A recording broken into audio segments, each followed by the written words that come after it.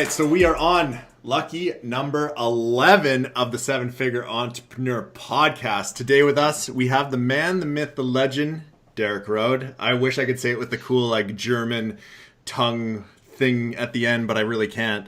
Also, we have Tyler with us, as always. What's up, everyone? What's happening? Always waiting, watching, judging over there. Judge. Yeah, this one's gonna be good. We got Derek here, and Derek kind of just showed up into our lives in the last month, I'd say. He's interesting dude, been crushing it on Shopify, doing the wonderful dropship method with AliExpress. So we're gonna dig into that, and then we are also gonna dig into just him, what's he about, who he is, and kind of go from there. I would actually like to expand a little bit on that. On how Derek even popped into our lives. Because at first, I feel like he was a bit of a German legend. And what I mean by that is when I was in Vancouver with Gabe a couple weeks ago, what was it, 2 weeks ago now? Yeah. It feels like a lifetime, Tyler. It feels like a lifetime.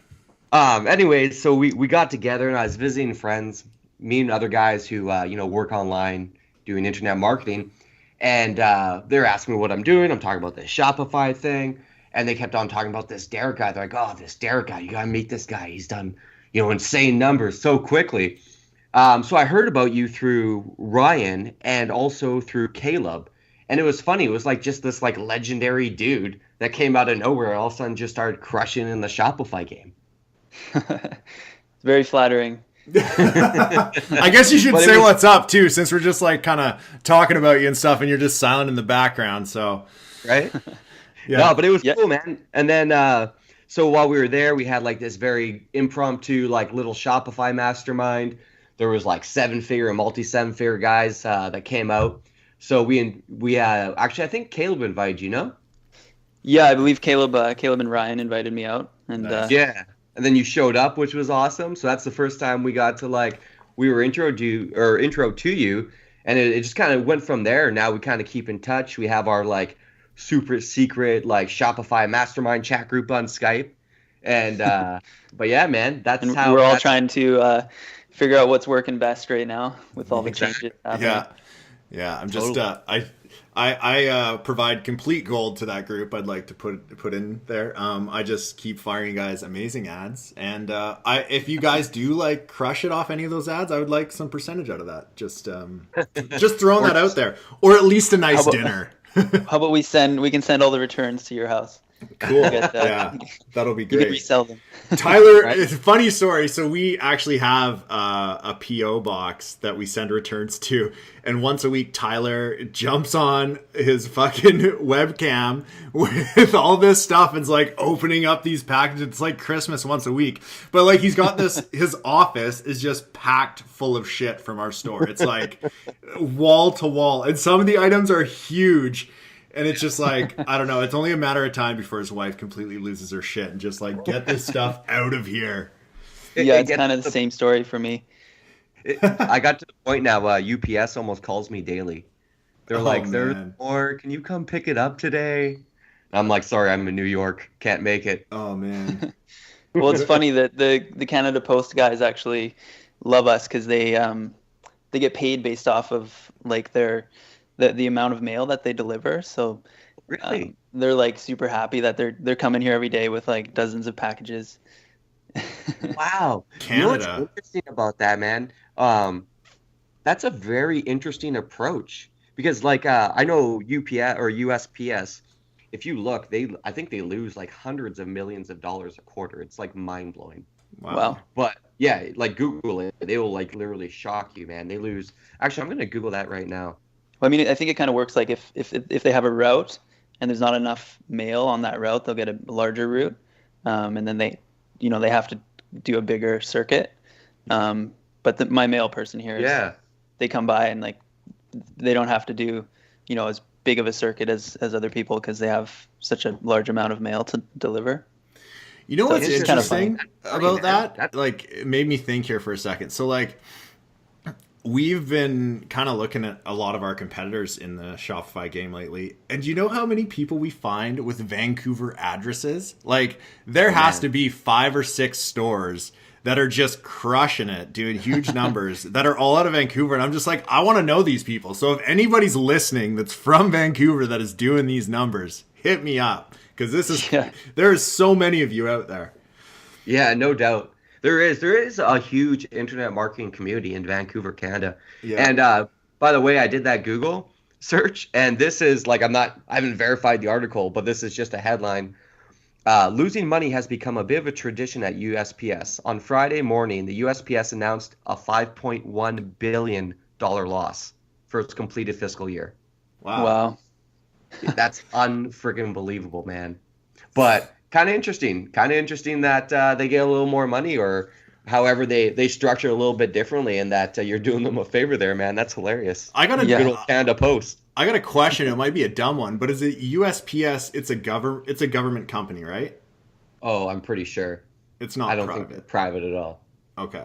I just know that there is so much shit in the US that sounds like it could be government, but it is private. Oh yeah. So yeah, this I'm not sure. But man, we are kind of deep in, and we haven't even told people really who Derek is or what he does. So, Derek, you mind giving us a little intro into who you are and kind of what you do? Yeah, for sure. Well, I recently got into online e-commerce. And that's how we ended up meeting. But within by the way, within the last 7 or 8 months. So I started in November of 2016. Yeah. And I dabbled here and there with some other things, and had a few other businesses going that had an online presence, but I had never focused so much just on online e-commerce. So it's a relatively new thing, and I've kind of dove into it head on, and just kind of went full on into it in the last few months. Okay, so just for wow effect, in that 7 months, how much have you made, my friend, give or take? Yeah, in the first 5 months, I hit 7 figures, so broke 1 million in the fifth month.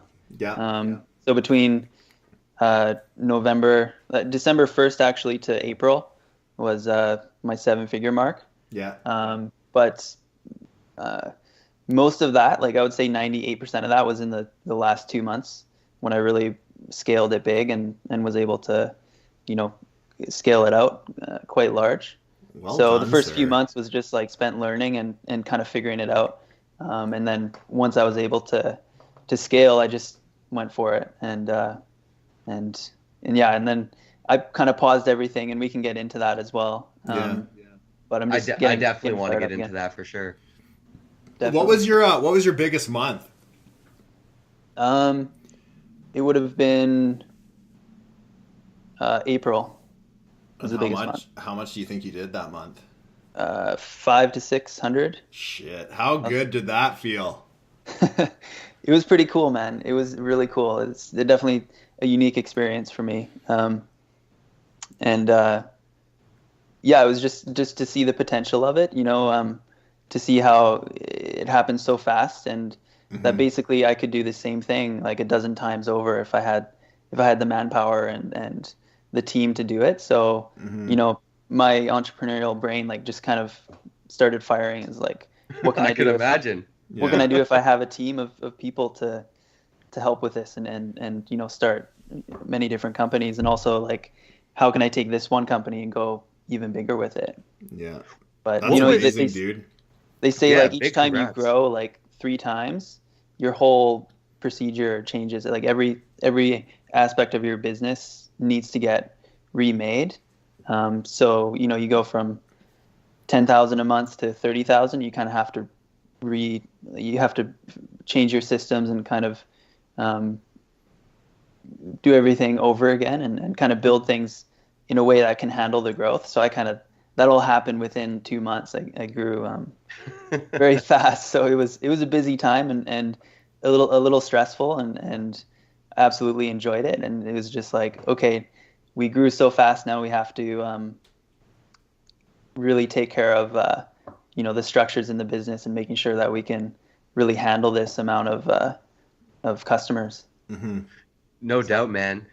Wow, one question I had for you, as far as technical capability, before you started, working on like with this Shopify store, did you like build your own site or did you outsource that, or how did you go about the technical aspects of the whole thing?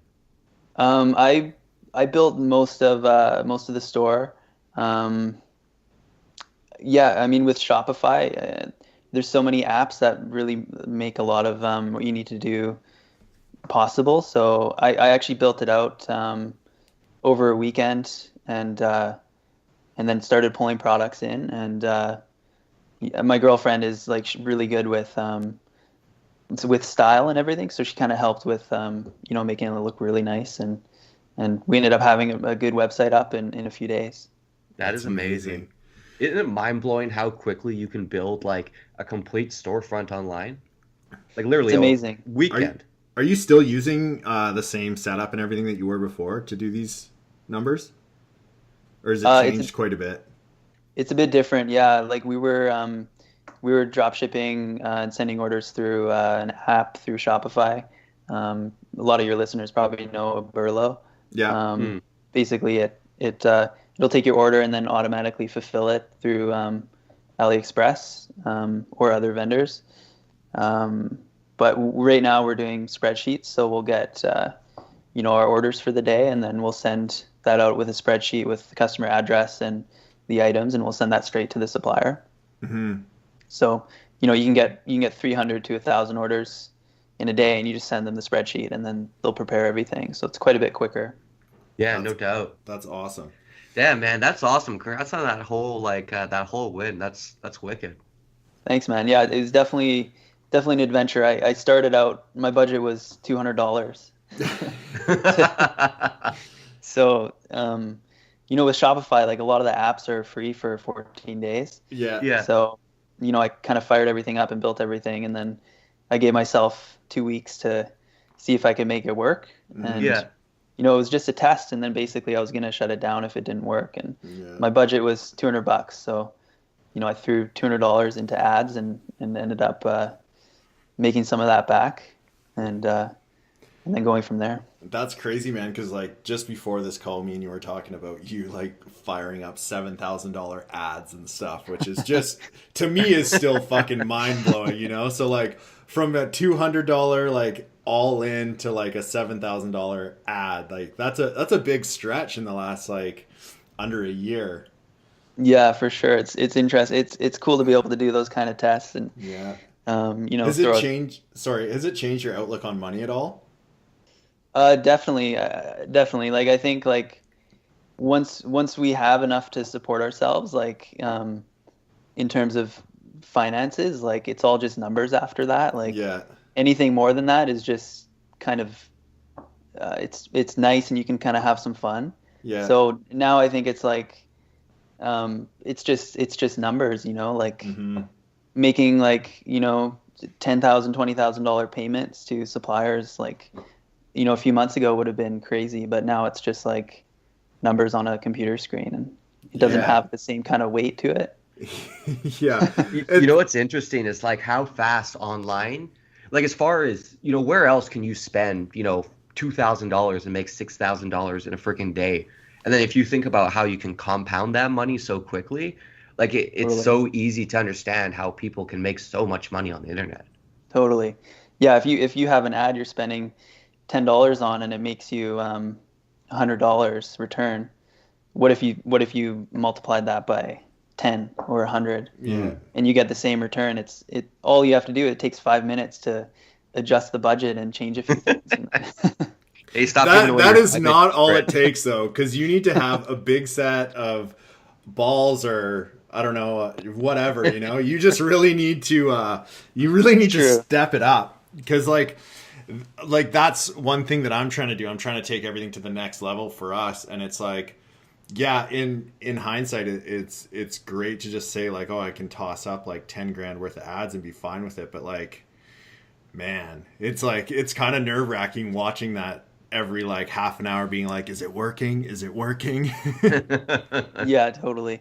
And you definitely want to test slow. Yeah. Find what's working, and Yeah. like we fired back up. I took a break on all the ads for a little while and fired back up, and I took it slow and then found the ads that worked and kind of focused on those strategies. Nice. Now, yeah. That's cool, man. Going in as far as like going after ad strategies and how you go about promoting your store. You don't have to say what your store is, but do you mind talking about like what kind of products you sell? For sure. Yeah, it's like women's fashion. Nice. Nice. Mm-hmm. And then as far as how you promote it online, did you focus on Facebook ads or sorry, Facebook video ads, or did you go more towards Instagram, or how did you approach the whole thing? I really tested everything, but I found for my niche the best ads were videos. Nice. So Interesting. so basically everything I do now is just videos. Do you And make I the think videos I think at the yourself? time I was doing that, Facebook was really favoring videos. Yeah. So I ended up being able to get a better reach Yeah. because of that. Do you make a lot of these videos yourself? No, I actually just make slideshows. So they're video Oh, cool. slideshows. Gotcha. Yeah, so I'll take a product, like a catalog of photos for a product, and then make a slideshow with it, and Yeah. then promote that with the video. Yeah. For anybody who doesn't know, a slideshow ad is something you can make on any of your Facebook pages. It takes like 10 or 11 slideshow or images, and it basically takes like the bigger square style image, and it'll just like fade through all 10, and you can like pick the music and everything. Facebook has it all incorporated into there, and they're great. We use them on a lot of ads. And if you want, you can just Google it, how to make a slideshow ad on Facebook. And it's actually a nice little trick, because with that also, you can end up building these cool little audiences where you can retarget people based off how much they've watched of your video. And then you can also make lookalike audiences off that too, which is really cool. Mm. Is that something you played a Yeah. lot with, Derek? Was Yeah, the retargeting and the lookalikes? yeah, that definitely is kind of where I found the most value. Yeah. In the first 3 months, basically, I spent that time just building data, customer data, and testing out, lots of different products. Yeah.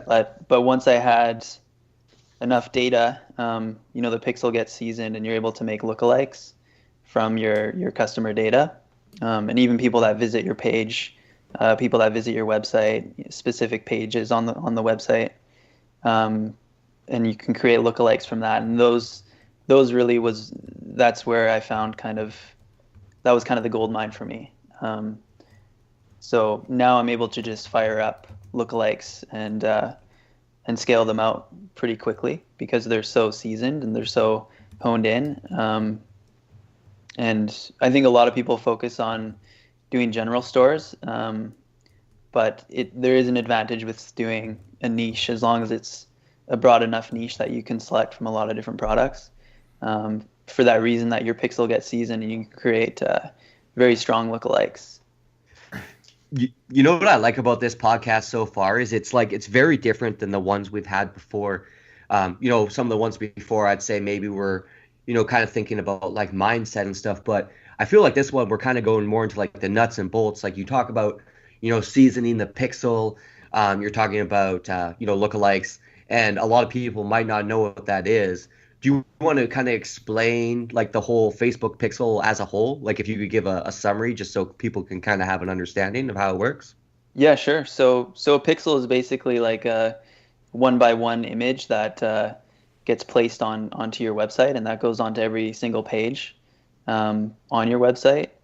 And then basically that image can pull customer data and demographics from the people that visit your page. So especially if they're going through Facebook, like Facebook can track that customer, and of course they have a lot of data on the people on Facebook. So everything that you've ever liked, everything you've commented on, anything that you've purchased through Facebook on a external store, Facebook tracks all of that. So it has very comprehensive customer data. So when a customer goes to your store, they may be, they may be like, in terms of my niche, like into fashion and into yoga, and they may have a certain type of music that they like, and then Facebook is able to take the aggregate data from your website and find similar people that look like those people that might have purchased from your website or added to their cart. And so they can take an audience of, say, 1,000 people that visited your website, and they can create an audience of 10 million or 2 million of people that are similar to those people that visited your page. So it's very powerful in terms of finding customers, because you don't really have to do too much guesswork. And once you have that data, Facebook is very intelligent with finding new customers for you. Mm-hmm. It almost gets easier the more you go, right? Like, yeah, starting a new account, there is a little bit of, or a new store, I should say, and a new account. It does take a little bit of time to build that up, and then just things just start flowing. Like we were talking earlier about like how you can do like a worldwide ad and Facebook and like have zero targeting, like don't pick any targeting, and Facebook will go out and find those buyers for you just based off the previous fires that your pixel has had. It's amazing. Mm-hmm, mm-hmm. Super cool. Yeah. It's getting more and more advanced. Like they change their algorithm several times a year, and you know, it can get frustrating because you might have like 100 to 200 ads going, and they make one change and they all kind of drop off. Oh yes. We know the roller coaster known as Facebook, my friend. Yeah, it's like you might be spending you might spend 5,000 a day on ads, and then the next day, you were profiting, and then the next day you wake up and you've spent $3,000 and there's no sales, and you're like, what's going on? Yeah, what just happened? Is my store broken? Yeah. Yeah.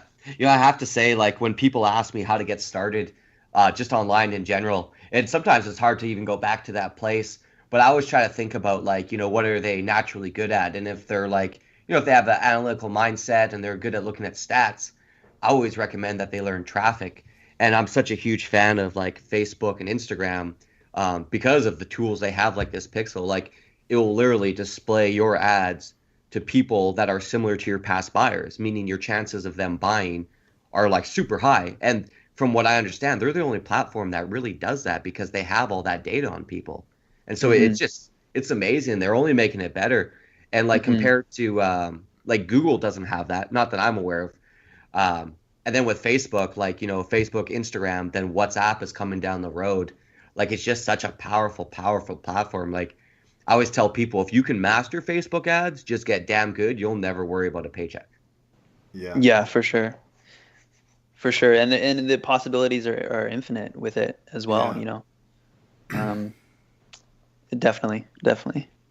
So going back, so you started, and you said, so within 5 months, you did, 7 figures, and the first few months were a bit slow, right? Yeah, for sure. Yeah. What do you think was like the gasoline you poured on the fire to make it explode? Was there like a couple turning points that made it really, push everything to the next level? Did a couple products just take off? Like, how did that kind of roll out? Well, yeah, it definitely wasn't easy. Like, I think it happens quite a lot. Like, someone may hear that person's doing amazing numbers and it happened really fast. And then they'll try it and it doesn't work right away, but it does take quite a lot of testing and tenacity. Like, you have to be fairly in it. So like, basically, like, I started with $200 and I tested with that, and then I ended up making some money with it. And like, that first sale was like kind of a turning point. It was like, oh, this can actually work. Like, I just made a sale on this thing that I set up in 20 hours, and then the possibility opens up. So in the second month, I was more comfortable with spending a bit more money. So I think I was under about $1,000, and that time was used to like build the data on my site and kind of test different products and things like that. And then in the third month, I would say it was really just one product that did it. And so I found that product, and as far as I know, no one else had been doing it. And it was kind of not many people had done that type of product. So it was kind of new, it was unique, it was innovative, and it kind of took off. And basically any ads I was firing at it with my lookalikes, they worked. So I was able to scale really quickly and easily. So, and then that's all it really takes. Like, if you find that one product, you may have like 100 products on your store, but if you just get that one product, you can scale it out, and you can end up doing pretty well with just one thing. How many products do you think you tested before that one really like just took off? I would say at least 100. Wow. Yeah, somewhere around that. And you ran ads to all those, like every 101? Yeah, and most of them were I would do a few ads just to test it out. It's hard to know if you do a product, you just do one ad with it, it doesn't work. So I would do 2 or 3 with $5 budgets. Yeah. And I had a lot of ads that were just breaking even, and like I was more focused on getting that data than profiting. So in the the second and third month, I was just breaking even with everything, and that was totally fine. That's cool. Yeah. Man, it's funny because like for us too, I would agree that when we have our biggest month, it's usually off one product, and yeah, it's interesting how that works. I've yet to have 2 products pop off at the same time. Yeah, it's funny to see once you get that one product that works, there's like a dozen other people that jump onto it as well, and you start seeing so many ads for the same thing. Is that product still working for you today? I actually turned it off. That was one of the things that kind of backfired with the store, and like we can get into everything. Like basically everything that can go wrong did go wrong. So I think actually I would be really interested in hearing that. Like obviously, scaling from 0 to 7 figures in 5 months has its challenges. Like, people see, or they might think about the money thing and be like, man, like that's freaking great. But, talk about that. What happened to the store? You said you paused your ads. What went down? Yeah, I paused all the ads just to get caught up with kind of the back end of the whole business.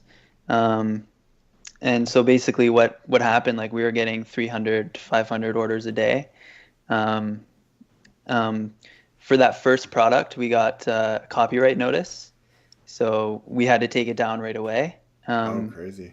And like we weren't aware that it was someone else's product. So it happens sometimes, like you find a supplier in China and they'll take photos and create a product, but they don't own the photos. So the product wasn't really the issue, it was the photos. So we were like, okay, we don't want to fight this, like we don't want to get into trouble, we're just going to take it off. So we just turned that product off and then started testing other ones.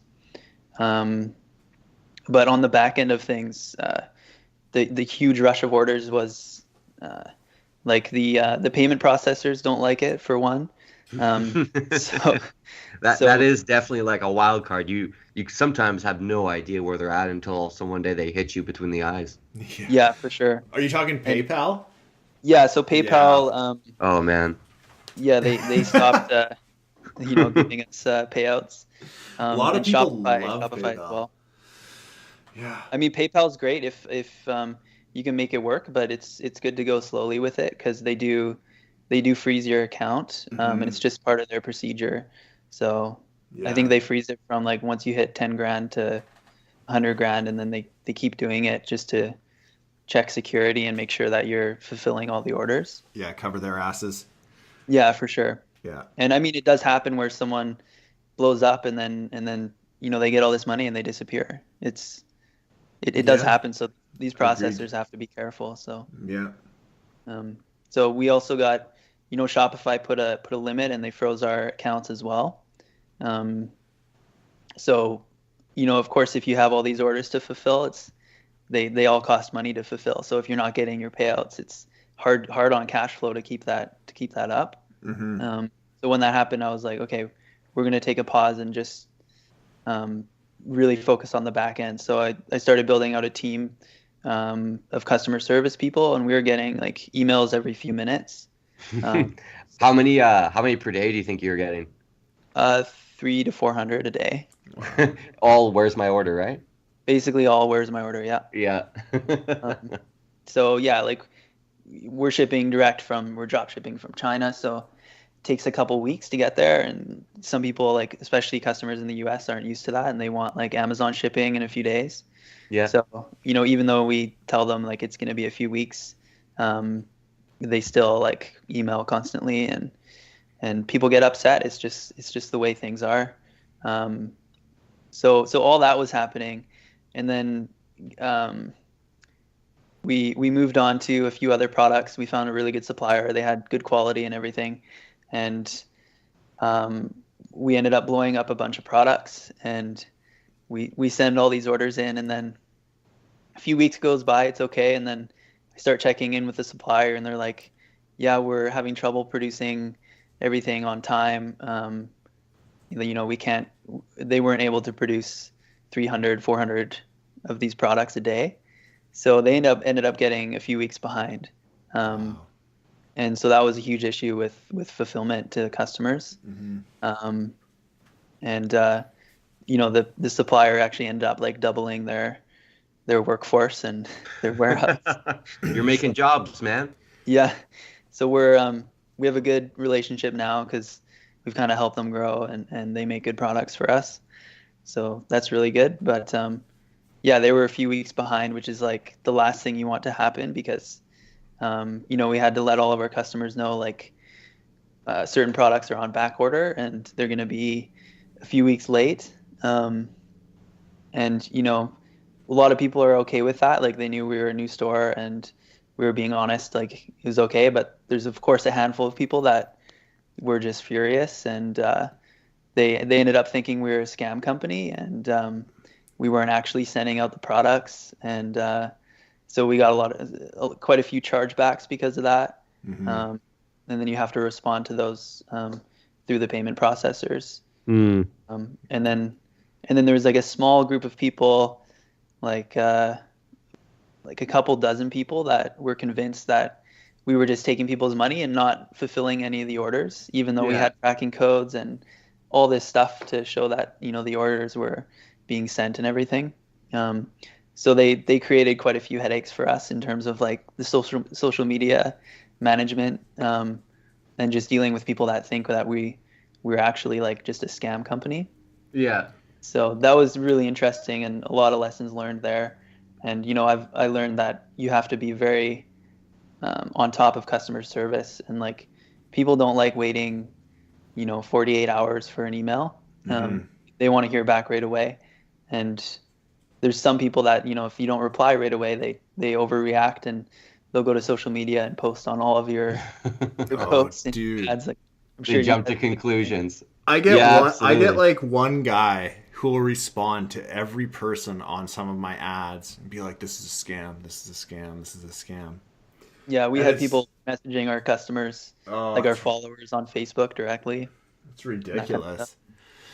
And then it turns out like half of these times the guys didn't buy from us. They bought from like a store that had like a similar name or something. And you're just like, really, bro? Yeah, like, same product. You're an idiot. Like, just beat it. Totally, yeah. That happens all the time. Yeah. But we get photos of like customers saying the dress was like the incorrect dress and they're wearing it backwards or something. This is not what I ordered. You should probably turn it around, man. Yeah. Wow. It's like, and this is kind of mean of me to say, but it almost feels good, like sticking it to the person on some way in a polite way. Just be like, oh, it turns out you didn't actually order from us, and you're, like, just like kind of proving them wrong on some levels. Or you get the one chargeback that you actually win the one chargeback. Yeah. That feels pretty good sometimes. Man, like if you have any questions about chargeback, Rebecca is a pro, and I don't know what she's doing differently now, but we are winning like almost all of our chargebacks. Awesome. Wow. Yeah. Yeah, I definitely, I'll touch in with her. Yeah. Because like for a while we were losing them, and I was just like, oh man, how can we keep losing all of these? Like it's crap, right? Like even on the stuff that was like legit, But actually, I hired a really awesome assistant, and she did a bunch of research, and she ended up winning our first chargeback.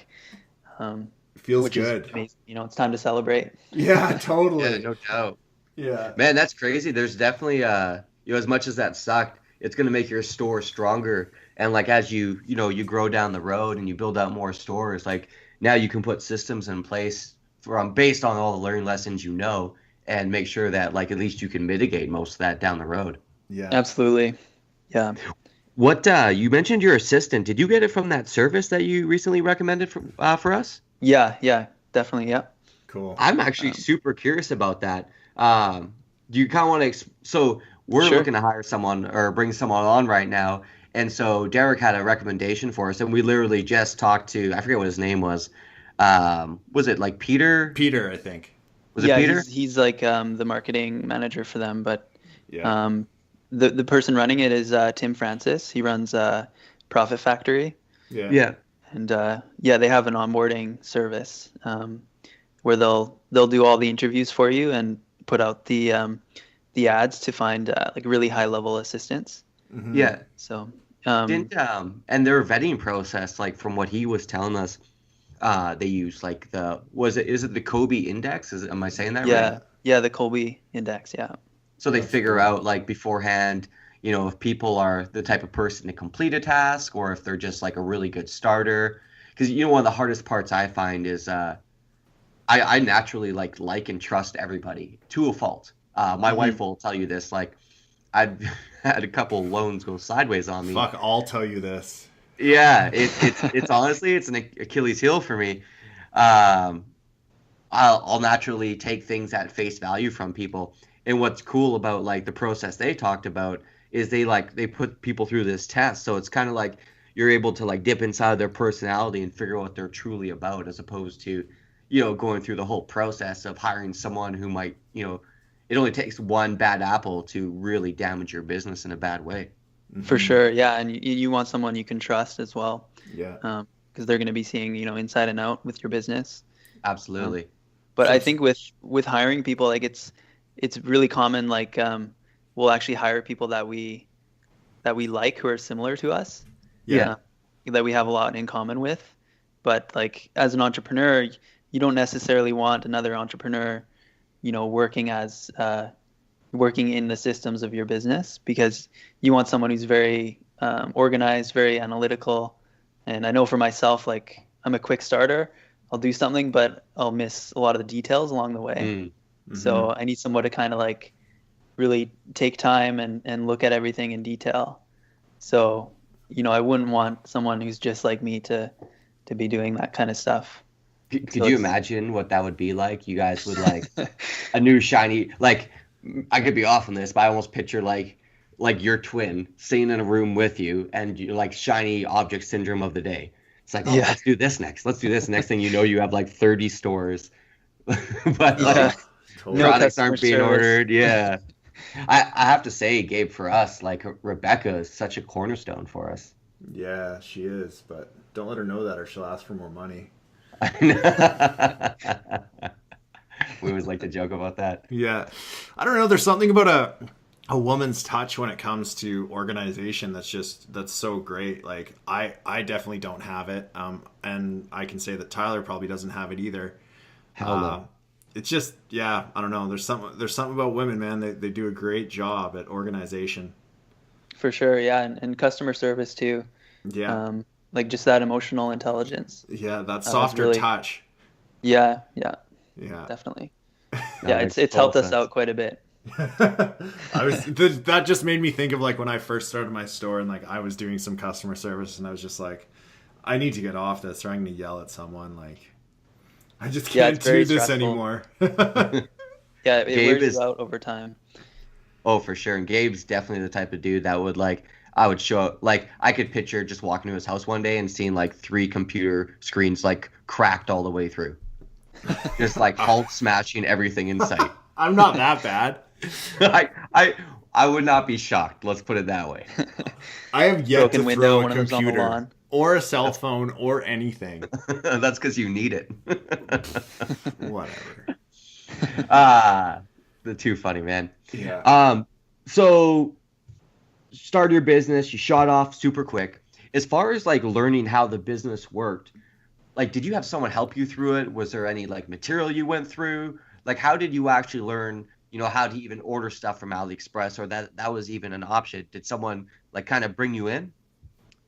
I mean, I watched a lot of videos, did a lot of research. I did start out with it's actually kind of funny how I got into doing drop shipping because I was on Facebook one day and I saw an ad, and it was actually a free plus shipping ad, which is like, it's a very common promotion where you'll have a product and you'll advertise it as for free and you're giving it away, and then you're just charging for shipping.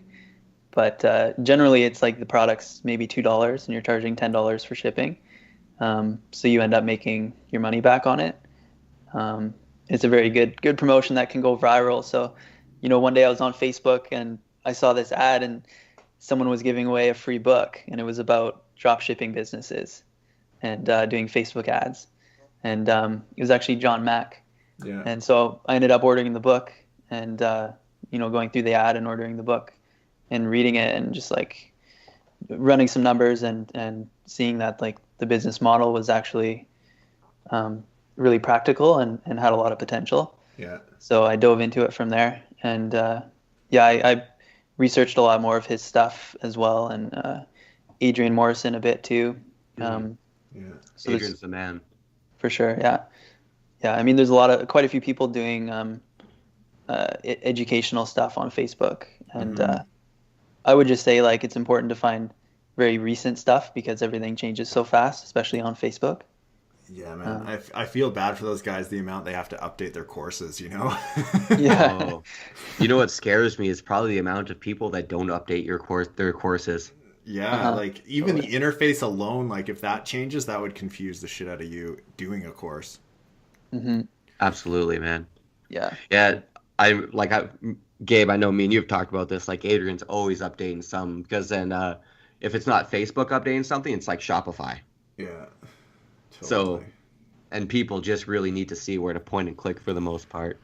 100%, man, 100%. So, I actually had a question for you, Derek. As far as like the whole e-commerce business, like obviously, you started earlier this year. What are your thoughts on it so far? Have you been pretty happy with the business model? Is that something you like? Is that like an opportunity you see in the marketplace that other people can jump on, getting into the whole world of e-commerce?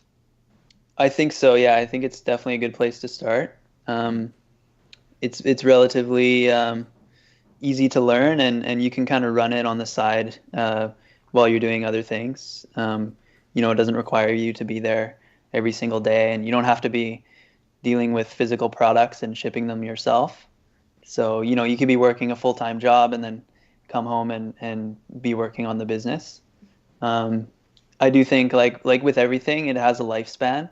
So it's like very important now, as much as ever, to be really innovative with it. So to look at what people are doing and see what's really worked for people in the past and see if you can put a unique spin on it and do something that's unique and innovative and a little bit different, because someone may have a product that goes crazy and they sell millions of the products, but if you do something the same, it may not work like as well. But if you do it a little bit different and maybe it's a slightly better offer or a slightly better product, there's a huge market there. So I mean, it's definitely best to kind of emulate people, especially as you're starting.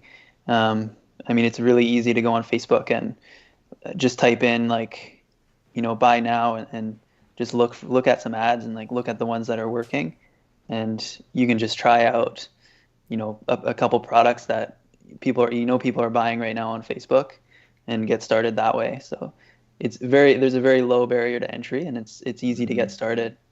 But with anything, there's a lifespan, and more people are getting into it. So, it's important to be innovative with things right now. Can we touch on that a little bit? Like, can you share your process of how you kind of find products to run? And like, you don't have to be niche specific, but like if someone was coming in and be like, okay, I need to find some new stuff, how would you go about that? Yeah, I kind of go, I use like intuition quite a bit with it. I'll do research and see what's working, and then Sometimes I'll run ads that I see people like other people are running ads for, and they're working, but that's kind of rare. I'll usually like they have a product and that product's doing really well. I'll look for a similar one. Mm-hmm. Or sometimes, I'll be on AliExpress just looking at products and I'll see something that I think might work and I'll test it out. And that's what happened on, the third month when I really found that one product that worked. And now there's like dozens of people doing that same product. If I was to go back to it now, it wouldn't do nearly as well. So I'm kind of always looking for what's going to be the next big thing. And it's kind of interesting, like the whole intuition thing, the flow thing. Like it's not very easy to have a procedure and like a process for, but I do kind of believe in that. Like the first product that actually kind of kicked the store off, no one was doing it as far as I know. Like there wasn't anyone selling it at the time, but it was this ring that me and my girlfriend went on a surfing trip, like just a spur of the moment surfing trip, and someone was wearing it and she loved it, and I was actually looking for it like online everywhere to buy her one. And I couldn't find it anywhere, so I ended up finding a supplier that could do it.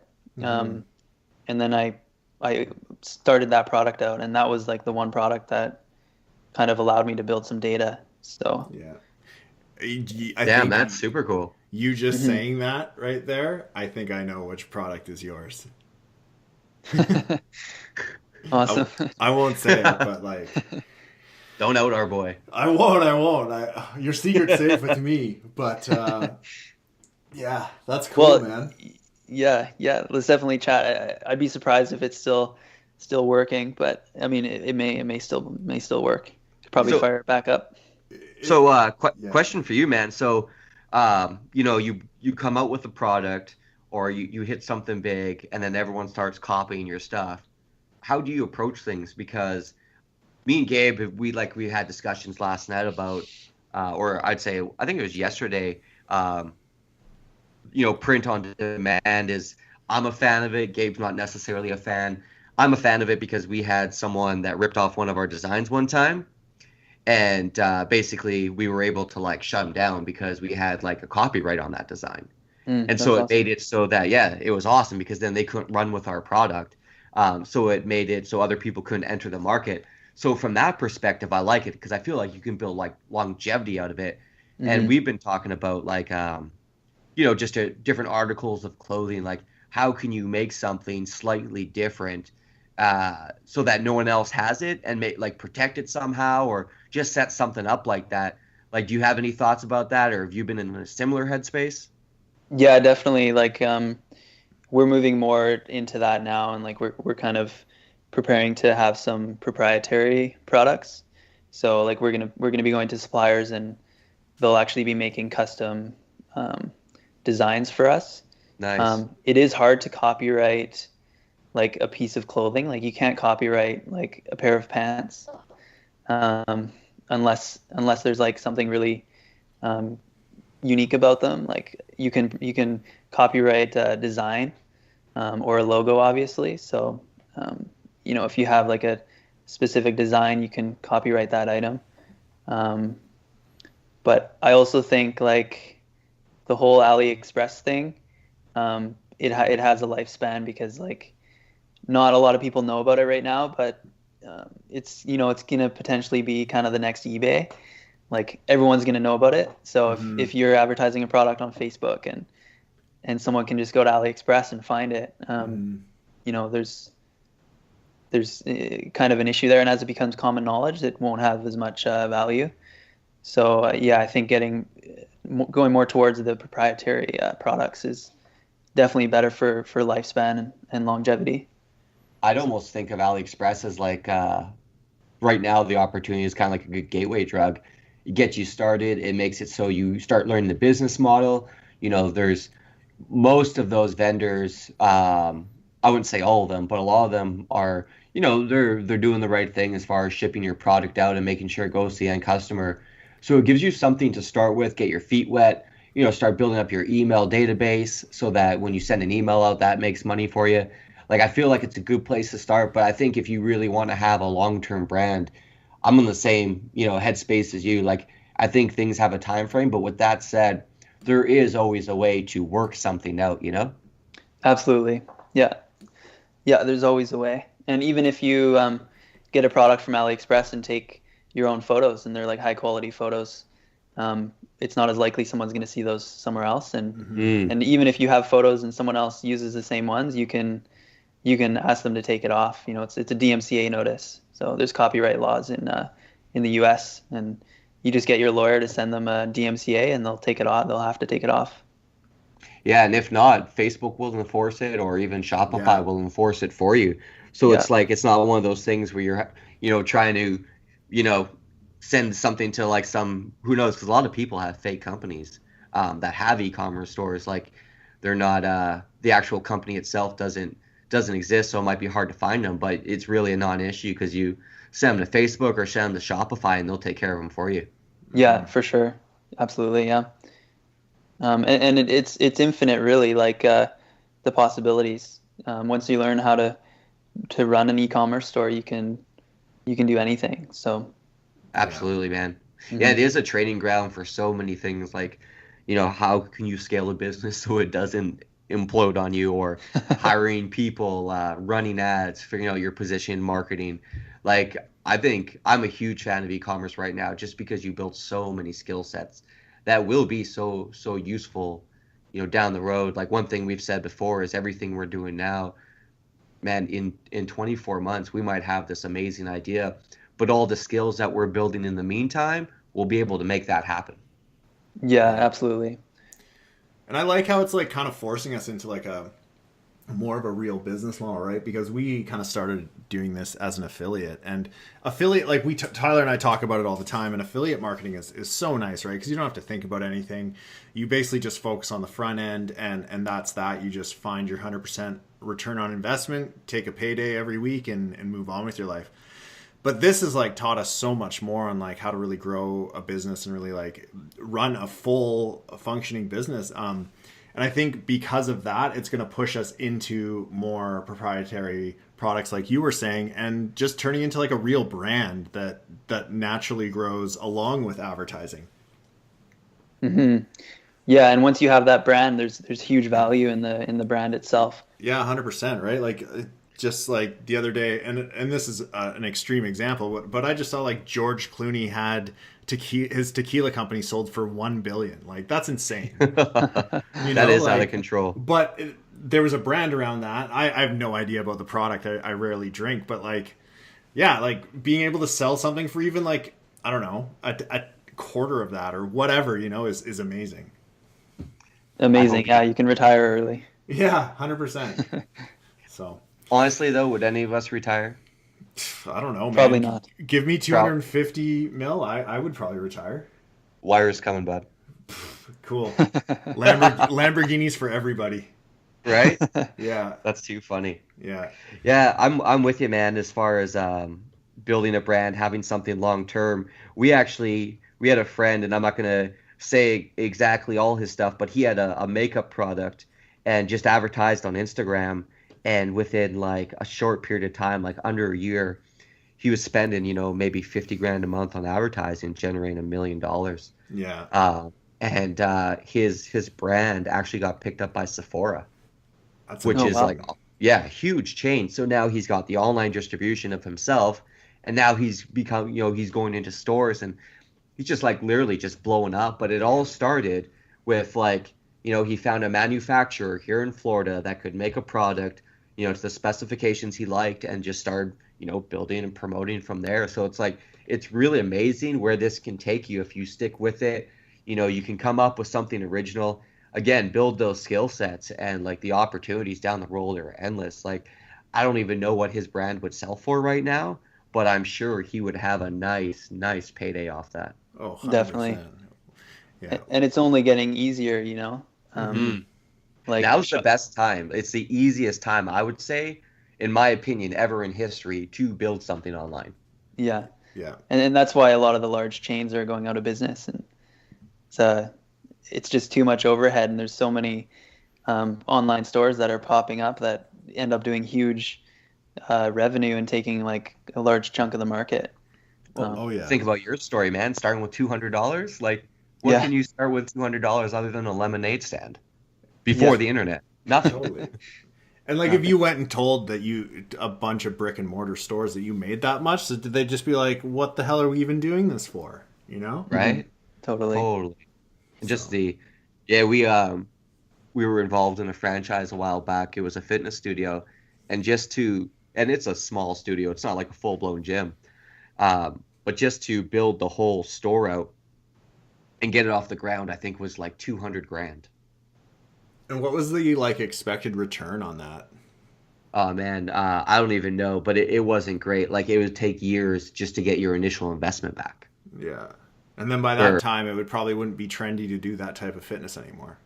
Quite potentially, man. There's a lot of risk associated with that, where you just don't have that online. Yeah. I think the one thing I think that stops people from going online is they're so concerned about like the technical aspect of stuff. Like, I'll be the first to admit, I've said this before, I'm a technical dunce. Like, I don't know anything. I'll hit up Gabe, be like, "Hey man, I need to make some pictures." He'd be like, "Cool, screenshot them." Like, I don't necessarily think about that stuff all the time. And it's the simplest things, but I'm just not strong technically yet. We've been going, I've been online full time, I don't know, maybe 8-9 years or however long. It's been a while. So it's not a roadblock. I think it's just a perceived roadblock. And the way things are built, like with Shopify and the themes, like, it really gets to the point of plug and play. Because people only want to make their products, like Shopify only want to make their product easier to use so that more people will pay them monthly, Mm-hmm. Mm-hmm. Yeah, and they're only going to make it easier than ever, and there's so many outlets to promote your brand as well, like the power of Instagram, or the power of YouTube, like video marketing. Have you leveraged any Instagram yet? Yeah, I've done some Instagram. I've had a few ads that did pretty well on Instagram. Nice. Yeah. I feel like I want to get into influencer marketing on there, because I think there's huge potential with that. Yeah, no doubt. That's how that guy obviously built that makeup brand, was big time with influencers. It's a huge opportunity. What do you think about, you mentioned YouTube. Have you done anything with YouTube traffic? I haven't done anything yet, but I think down the road I'm going to, for sure. I mean, you make a good video, like a funny video. Like, I was hanging out with Chris from the Dollar Beard Club. Oh yeah. And like he did a hilarious video, and it went crazy viral, and that's how he built his whole business. Yeah, how much did he sell that for again? I'm not sure. I'm not sure. Oh, this is Dollar Beard Club. I think you're thinking Dollar Shave Club. Oh, sorry. Yeah. Similar. Yeah, my bad. But that's how they built their brand too, was they just had this like incredibly hilarious video that just went viral, and then I think they sold for over $1 billion, didn't they? Well, yeah. Something crazy. It's amazing. Yeah. Wasn't Dan Balzerian in the Dollar Beard Club ad? Yeah, he was in one of the most recent videos. Yeah. They had like a lion in the video too. Yeah. I'm Googling that right now.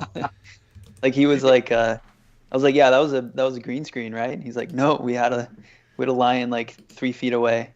Really? They were filming, like, just right there on set. Yeah. Wow. He's got a really solid beard. I'm watching this right now. That thing is manly. Yeah. He looks like he could chop down a tree in one axe swing.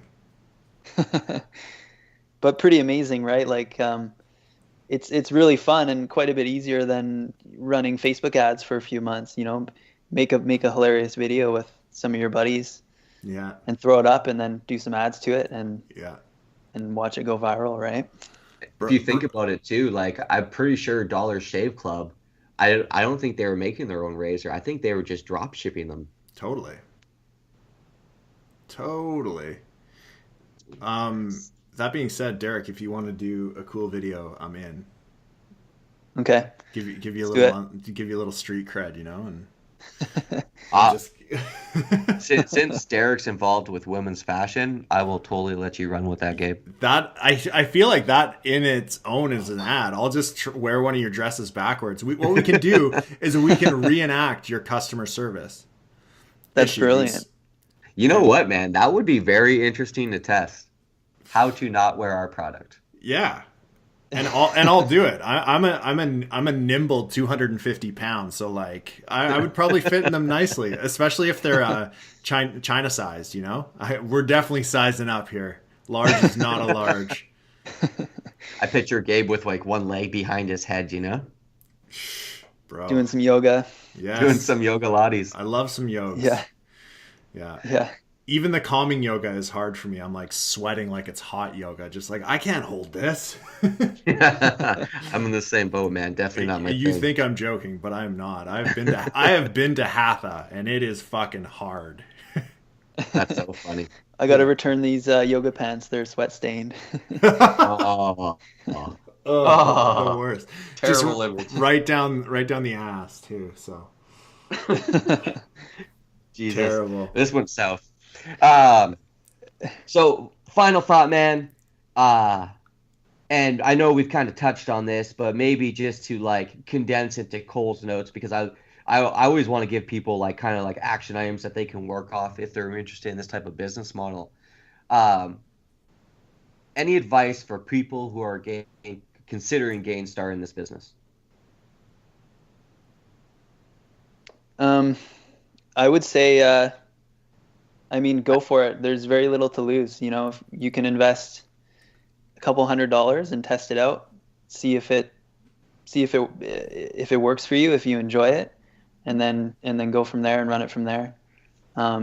There's no real downside to at least trying. And then it may not work out, but you may build the skills to go on to something else and do something else, and then take it from there. What about when it comes to like picking their first product? Picking the first product. Well, it's definitely beneficial to choose a niche or a set of products that you have some sort of interest in, or that you at least understand. And it just makes it a lot easier to advertise and promote that way. And then, you know, you can, when you're looking for products, like what would you want? What would you want to buy? And what would you like to have? And that's a good way to gauge things, as opposed to, you know, getting into a niche that you don't understand anything about, and you might not understand the demographics. So in that case, it makes it easier to write ads and choose products and to build a business that you can relate to.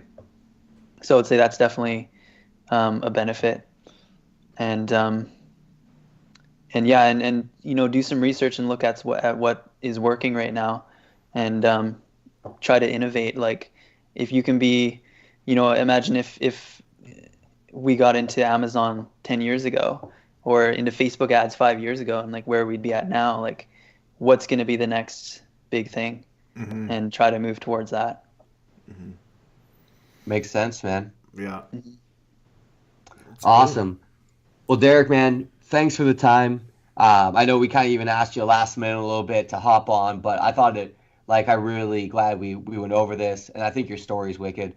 Like, going from a $200 ad budget and making a website on a weekend to, you know, doing $1 million in sales in 5 months, and obviously the headaches that went with it. But I think it's valuable. I think people will learn a lot from today, just hearing kind of about how your story, and maybe it'll inspire them to be open to like trying something online and knowing they don't have to risk the farm to do it, you know? Definitely. Yeah, it was great to share, and it's going to be interesting to see where we can go from here. Absolutely. Yeah, agreed. Well, thanks for coming, man. Like, thanks for being on this. It was great. And it was also great hearing your story. Like, when we met, we didn't really know too much about you, except for that you were putting up numbers and just The German legend. yeah, making German the legend. making the world of Facebook your bitch on some levels. So For sure. yeah. Let's do another one in 12 months, and hopefully I'll have 20 other businesses. Yeah. We will hold you to that. It's the plan. I'm just really excited for your ice cream business, to be honest. Like, that's where my That's head's you. at. Yeah, we didn't talk about that much, but it's going to be amazing. If anyone's in Vancouver, look up Umaluma Gelato. We're making the best. gelato Where is it around. again? Give us like streets. Maine and Pender. Perfect. in Chinatown. You know it's like going to it's be a good great because it's in spot. it's in Gastown, Chinatown area. So, you know, like that's where all the hip spots are, all the good restaurants. You know, the trendy ones that you have spots, to yeah. line up for 12 hours just to get a plate of pasta or something. Yeah, and you might see some Facebook ads for it because we're going to be doing some promos, maybe giving away ice cream. You should just do I like love it, funny, man. do funny videos for that. I mean, who doesn't like fun and ice cream? They go together great. For sure, we'll have you in a dress for that. Perfect. Only if I we smell can. a franchise Only coming if on. Rebecca can be in it wearing a beard. Okay, We'll we'll make switch that happen. roles. Yes, awesome. Yeah. All right, man. Well, thanks again for the time. Anyone listening, if you like this podcast, please give us a review on. Where do they give us a review, Gabe? iTunes. Give us a review on iTunes. And it's like if you have a any star questions- rating. You know, What's that? it's a star rating. You got to give us that 5-star love. You know. Yeah, so do that. Do what Gabe says. He knows things better than I do. If you have questions, keep posting them. It's actually cool. We're getting more and more questions. People are asking us about how to get started or basic stuff, and we really like the interaction. This has been a really fun thing for us so far, so we want to keep rolling with it. So the best way to do that is if you have something, you have some burning stuff you want to know, or if there's anything you want us to ask future guests, or even the type of future guests, like if you guys love Shopify or you think affiliate marketing is cool, whatever it is, let us know. We'll find more people out there. We'll reach into our network and get them online so we can pepper them for you. One more thing that I just want to throw out there, and this has been like an idea that's bouncing around in my head, is like, would our listeners like it if I started a Shopify store from scratch and recorded it all from start to finish, picking products, doing it up, and just do like a video a week, and I'll go from me building it to me making it profitable just to show you guys how easy it is. If you guys want that, send us a message or like comment or do something and say you're into it, because I'm not going to do it if only 2 people are going to watch it. So Yeah, please let us know. That's a wicked idea, man. Yeah, I love it. All right, well, reach out. Derek, thanks again, and we'll Thanks, wrap guys. it up. A lot of fun. all right, talk to you soon. Take Ciao. care. Bye.